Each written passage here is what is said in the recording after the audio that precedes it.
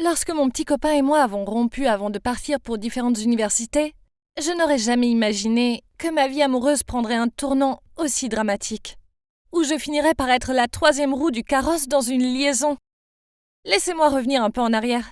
Je m'appelle Julie, je suis une marathonienne amatrice de 19 ans. Depuis 5 ans, je fais partie d'un club de course qui se réunissait 2 fois par semaine. Et pendant cette période, je suis devenue assez proche de 2 coureurs de ce club.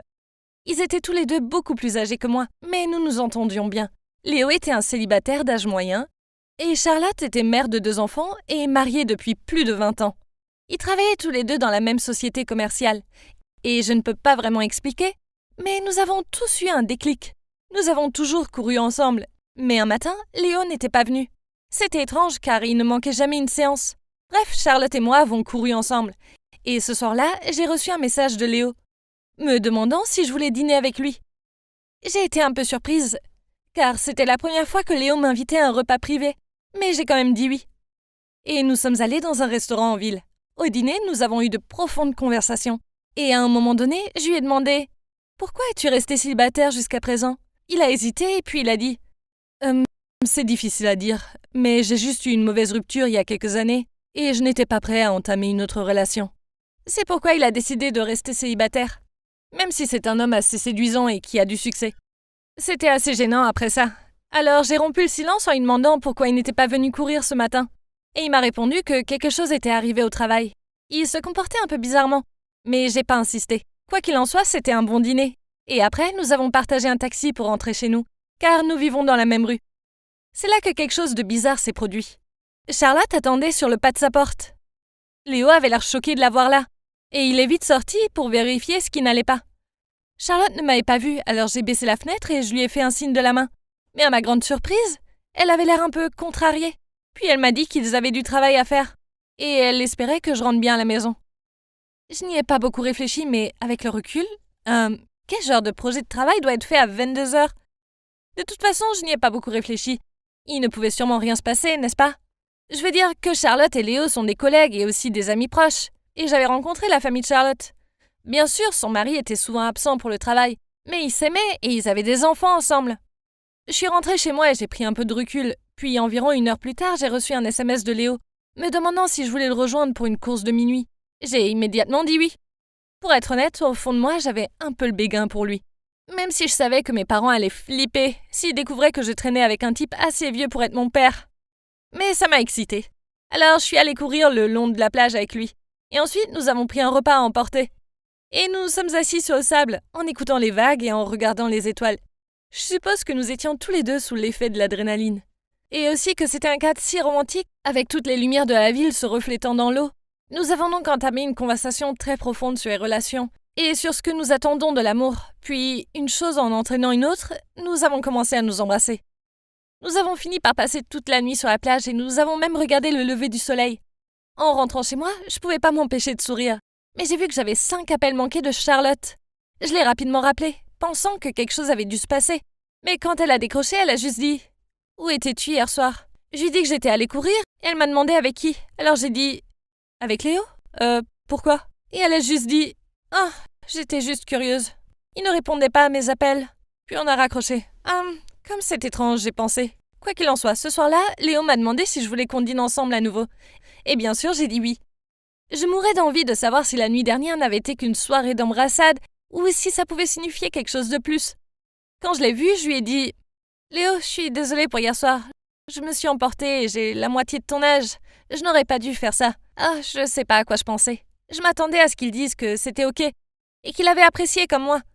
Mais au lieu de ça, il a dit « Ouais, faisons comme si de rien n'était. » Je me suis sentie si mal à l'aise après ça, mais je pouvais pas nier mes sentiments pour lui. Mais après ça, nous nous sommes encore plus rapprochés. Nous avons passé plus de temps ensemble et nous avons parlé au téléphone tous les soirs pendant des heures. Puis un soir, Charlotte m'a appelée pour me dire qu'elle s'était disputée avec Léo et que c'était pour ça qu'elle était allée chez lui la semaine précédente. Ah, maintenant tout s'explique. C'est pourquoi ils ne sont pas venus ensemble au club de course. Elle a dit qu'ils ne s'étaient toujours pas réconciliés et qu'elle avait besoin de quelqu'un à qui parler. Elle avait l'air contrariée mais ne voulait pas me dire la raison de la dispute. Elle m'a alors demandé si nous pouvions nous rencontrer.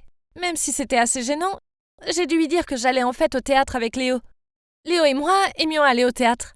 Et ce soir-là, nous avions des billets pour voir Shakespeare in the Park. Elle m'a demandé pourquoi nous ne l'avions pas invitée. Et je lui ai répondu qu'elle pouvait se joindre à nous. Mais évidemment, il était trop tard pour obtenir des billets. Alors elle a raccroché. Les jours suivants, j'ai réalisé que Charlotte et Léo ne participaient qu'à des sessions de course en alternance, afin de pouvoir s'éviter. J'en ai parlé à Léo et Charlotte, mais ils ont simplement affirmé que leur travail devenait stressant et qu'ils ne pouvaient donc assister qu'à une seule séance d'entraînement par semaine. Puis un vendredi matin, j'ai remarqué que Charlotte était d'une humeur massacrante. Normalement, elle était tellement joyeuse, alors je lui ai demandé ce qu'il y avait de neuf, et c'est là qu'elle m'a dit qu'elle avait une liaison avec Léo depuis 3 ans. J'ai été choquée. Je veux dire, je suppose que j'aurais dû le voir, non? Mais je ne pouvais toujours pas cacher mon choc. Je l'avais considéré comme un modèle à suivre dans cette famille extraordinaire et un travail formidable. Et pourtant, la voilà, rien d'autre qu'une trompeuse. Et avec Léo, le gars que je voyais. Oh mon Dieu, dans quel pétrin m'étais-je mise? Charlotte m'a supplié de garder le secret. Mais je ne pouvais même pas parler, j'étais dans le déni total. Si elle savait ce que Léo et moi avions fait. Et pourtant, pourquoi cela avait-il de l'importance? C'était elle qui avait une liaison, pas moi. J'ai continué à voir Léo. Et une fois, il m'a même invité à regarder un film chez lui. Et nous nous sommes à nouveau embrassés. C'était incroyable. Mais en même temps, j'avais Charlotte qui m'appelait tous les soirs pour la soutenir moralement. Ce qui rendait les choses vraiment bizarres. Pendant les mois suivants, Léo et moi avons continué à nous voir et j'ai adoré. Mais je savais que si Charlotte découvrait, elle me tuerait. C'était un tel dilemme. Puis un soir, elle m'a appelé pour me dire « Si tu es mon amie Julie, tu arrêteras de voir Léo. S'il te plaît, je t'en supplie. » Je n'arrivais pas à le croire. Comment le savait-elle? Désolée Charlotte. Comment l'as-tu su? Elle a dit que c'était le 6e sens d'une femme. Et qu'elle le savait depuis la nuit où j'étais dans le taxi avec lui. En plus, elle a dit qu'il était évident que j'avais le béguin pour lui depuis un moment. D'accord, mais qu'est-ce que ça peut te faire que je suis toujours avec Léo? Tu es mariée, il est célibataire, il peut faire ce qu'il veut, lui ai-je dit. Puis elle a dit « S'il te plaît, pour ma santé mentale, s'il te plaît, arrête de le voir. Je suis jalouse, d'accord? Ça fait mal de savoir que vous êtes ensemble. En plus, ce n'est pas un mec bien. » Eh ben, ça a marché. Je n'allais pas briser la règle copine avant les copains. Alors, j'ai arrêté de voir Léo. Je ne pouvais pas faire du mal à Charlotte comme ça, même si c'était elle qui faisait du mal à toute sa famille en ayant cette liaison. Le fait de ne pas voir Léo m'a beaucoup manqué. Mais je me suis dit que je devais tenir ma parole envers Charlotte. Et pourtant, vous ne croirez pas ce qui s'est passé ensuite. Charlotte a recommencé à voir Léo. J'étais tellement en colère. Elle m'avait demandé d'arrêter de le voir. Et m'avait même dit que ce n'était pas un type bien. Tout ça pour qu'elle puisse l'avoir à nouveau pour elle toute seule. Quel genre de femme mariée fait ça? Honnêtement, j'étais furieuse. Un matin, après avoir couru, je me suis approchée d'elle et je lui ai dit « Tu n'as aucun respect pour toi-même. Et ton pauvre mari dans tout ça ?» Charlotte est devenue toute rouge et a dit « Je fais de mon mieux. Je sais que tu as raison et je devrais me respecter davantage ainsi que mon mari. Tu sais quoi? À partir de maintenant, je vais garder mes distances avec Léo. Tout comme toi. Fais-moi confiance. Ok ?» Donc au moins, elle a eu la décence de dire ça. Et j'espérais qu'elle pourrait faire exactement ce qu'elle a dit. Après ça, j'ai décidé de sortir de cette relation compliquée à 3. Et d'essayer d'oublier Léo. Je l'ai évité au club de course, et il m'a évité aussi. Charlotte m'a dit qu'elle lui avait parlé de sa relation avec moi, et lui avait dit qu'il était inapproprié pour lui de sortir avec quelqu'un d'aussi jeune que moi. C'est peut-être pour ça que ce sentiment était réciproque, et qu'il m'évitait aussi. Après tout, c'est mieux comme ça.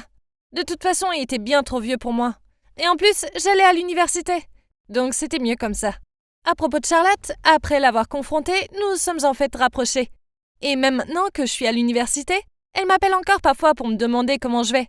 Je lui ai posé des questions sur Léo, et vous ne le croirez pas, mais apparemment, Léo sort maintenant avec quelqu'un. Je suppose que c'est mieux pour tout le monde. Bien que je me demande parfois, s'il rompt, va-t-il recommencer sa liaison avec Charlotte? C'est l'histoire de ma jeunesse bouillonnante, où j'ai eu tant de problèmes juste parce que je suis tombée amoureuse d'un homme d'âge moyen. Toute cette période de ma vie a été un moment si bizarre et désordonné, n'est-ce pas? Mais maintenant, je suis si heureuse d'avoir rencontré un gars sympa de mon âge. Et bien sûr, je veux plus jamais jouer le rôle de la 3e roue du carrosse.